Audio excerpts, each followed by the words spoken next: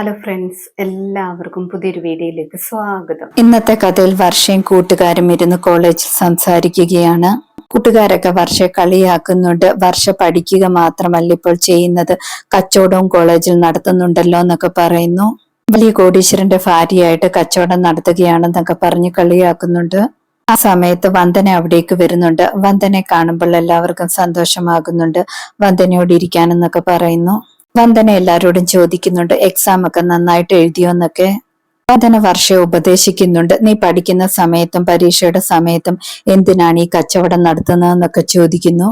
College ഒരു സരസ്വതി ക്ഷേത്രമല്ലേ, അവിടെ കച്ചവടമൊന്നും നടത്തുന്നത് അത്ര നല്ലതല്ല, നീ നിന്റെ കാര്യം നോക്കണമെന്നൊക്കെ പറയുന്നു. വർഷ എപ്പോൾ പറയുന്നുണ്ട്, എന്റെ ഭർത്താവ് പറയുന്ന കാര്യമാണ് ഞാൻ ചെയ്യുന്നതെന്നൊക്കെ. വന്ദന അപ്പോൾ പറയുന്നുണ്ട്, നിന്റെ ഭാവി ഓർത്ത് എനിക്ക് ആകുലതയൊക്കെ ഉണ്ട്, അതുകൊണ്ട് നീ ഇനിയും അതൊന്നും ചെയ്യണ്ട എന്നൊക്കെ പറയാണ്. വർഷ അപ്പോൾ ദേഷ്യപ്പെടുന്നുണ്ട്. ഞാനിപ്പോൾ ഒരു ഭാര്യ കൂടിയാണ്, എന്റെ ഭർത്താവ് പറയുന്നത് ഞാൻ കേൾക്കേണ്ടതായിട്ടുണ്ട്, എന്തായാലും ഞാൻ പോവുകയാണെന്ന് പറഞ്ഞിട്ട് വർഷ ദേഷ്യപ്പെട്ട് അവിടെ നിന്നും എഴുന്നേറ്റ് പോകുന്നുണ്ട്. വർഷയുടെ കൂട്ടുകാരൻ വന്ദനയോട് പറയുന്നുണ്ട്, വർഷ പിണങ്ങിപ്പോയല്ലോ എന്നൊക്കെ. വന്ദന അപ്പോൾ പറയുന്നുണ്ട്, എത്ര പിണങ്ങിപ്പോയാലും പ്രശ്നമില്ല, ഞാൻ പറയാനുള്ളത് പറയുമെന്നൊക്കെ പറയുന്നു. മാധവൻ വീടിന്റെ വെളിയിലിരിക്കുന്ന സമയത്ത് പ്രകാശൻ അവിടേക്ക് വരികയാണ്. പ്രകാശൻ അച്ഛന്റെ അടുത്ത് ചെന്നിട്ട് പറയുന്നുണ്ട്, എനിക്ക് കുറച്ച് പൈസയുടെ ആവശ്യമുണ്ടെന്ന്. മകന്റെ പഠനത്തിന് വേണ്ടി പൈസ ഡെപ്പോസിറ്റ് ചെയ്യാനാണെന്നൊക്കെ പറയുന്നു. അവന്റെ ഭാവിയിലേക്ക് അത് ഉപകാരമായി മാറും, അവന് മാത്രമല്ല വേറെ കുട്ടികളും ഉണ്ടെങ്കിൽ അവർക്കും ഉപകാരമാകുമെന്നൊക്കെ പറയുന്നു. ആ സമയത്ത് വന്ദന അവിടേക്ക് വരുന്നുണ്ട്. വന്ദന പറയുന്നുണ്ട്, അച്ഛന്റെ പൈസ അടിച്ചു മാറ്റാൻ വേണ്ടി പ്രകാശേട്ടൻ ഓരോന്ന് പറയുന്നതാണെന്ന്. മാധവൻ ഇപ്പോൾ പറയുന്നുണ്ട്, അവന്റെ കൊച്ചിന്റെ കാര്യമല്ലേ പറഞ്ഞത്, അത് നല്ല കാര്യമല്ലേ എന്നൊക്കെ പറയുന്നു. മാധവൻ ചോദിക്കുന്നുണ്ട്, എത്ര രൂപയാണ് വേണ്ടതെന്ന്. പ്രകാശൻ അപ്പോൾ 5 ലക്ഷം രൂപയാണ് വേണ്ടതെന്ന് പറയുന്നു. 5 ലക്ഷം രൂപ ഡെപ്പോസിറ്റ് ചെയ്താൽ 50 ലക്ഷമായിട്ട് പിന്നീട് കിട്ടുമെന്നൊക്കെ പറയാണ്. വന്ദന അപ്പോൾ ചോദിക്കുന്നുണ്ട്, ഇത് ഏത് കമ്പനിയാണ്, അതിന്റെ അഡ്രസ്സും വെബ്സൈറ്റും ഒക്കെ തരാനെന്നൊക്കെ പറയുന്നു. പ്രകാശൻ അപ്പോൾ ഒന്നും പറയാൻ പറ്റാത്ത അവസ്ഥയാകുന്നുണ്ട്. വന്ദന അപ്പോൾ അച്ഛനോട് പറയുകയാണ്, അച്ഛനെ പറ്റിച്ച് പൈസ വാങ്ങാൻ വേണ്ടി വന്നതാണെന്നൊക്കെ. പ്രകാശനാണെങ്കിൽ ദേഷ്യത്തോടെ അവിടെ നിന്നും പോകുന്നുണ്ട്.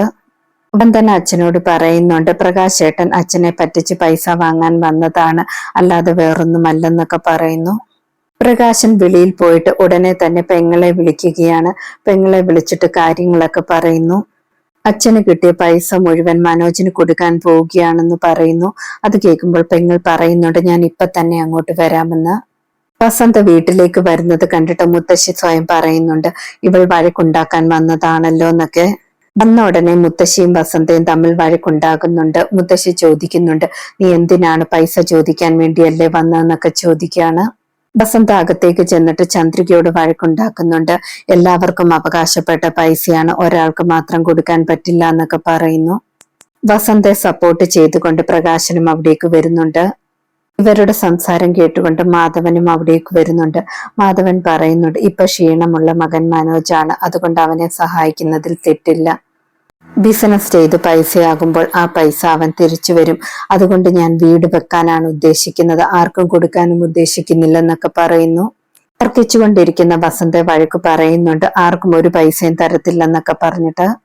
വസന്ത പിണങ്ങി പോകാൻ തുടങ്ങുന്ന സമയത്ത് ചന്ദ്രിക കഴിച്ചിട്ടൊക്കെ പോകാനെന്ന് പറയുന്നു. ചന്ദ്രിക വെളിയിലേക്ക് ചെല്ലുമ്പോൾ വീണ്ടും മുത്തശ്ശിയെ കാണുന്നുണ്ട്. മുത്തശ്ശിയോട് വഴക്കുണ്ടാക്കിയിട്ടാണ് വസന്ത പോകുന്നത്.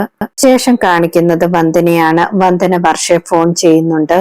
വന്ദന വർഷയോട് ചോദിക്കുന്നുണ്ട്, മോള് ഞങ്ങളെ എല്ലാം മറന്നു പോയോ എന്നൊക്കെ. വർഷ അപ്പോൾ മറന്നൊന്നും പോയതല്ല, ഭയങ്കര തിരക്കാണെന്നൊക്കെ പറയുന്നു.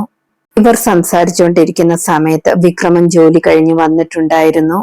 വന്ദന അപ്പോൾ പറയുന്നുണ്ട്, നീ കച്ചവടം ഒന്നും ചെയ്യാൻ പോകണ്ട, അതെന്തിന്റെ കച്ചവടമാണെന്ന് നിനക്കറിയത്തില്ലെന്നൊക്കെ പറയുന്നു. നീ ഇപ്പോ വിറ്റുകൊണ്ടിരിക്കുന്നത് മയക്കുമരുന്നാണെന്നൊക്കെ പറയാണ്. വിക്രമിന് മയക്കുമരുന്നിന്റെ ബിസിനസ് ആണെന്നൊക്കെ പറയുന്നു. ആ പറയുന്നത് കേട്ടിട്ട് വർഷയ്ക്ക് ഷോക്ക് ആകുന്നുണ്ട്. വിക്രം എല്ലാം ശ്രദ്ധിച്ചുകൊണ്ട് ദേഷ്യത്തോടെ നിൽക്കുന്നുമുണ്ട്. ഇന്നത്തെ കഥ ഇതോടെ അവസാനിക്കുന്നു. കൂടുതൽ ഡീറ്റെയിൽസുമായി വീണ്ടും കാണാം. താങ്ക്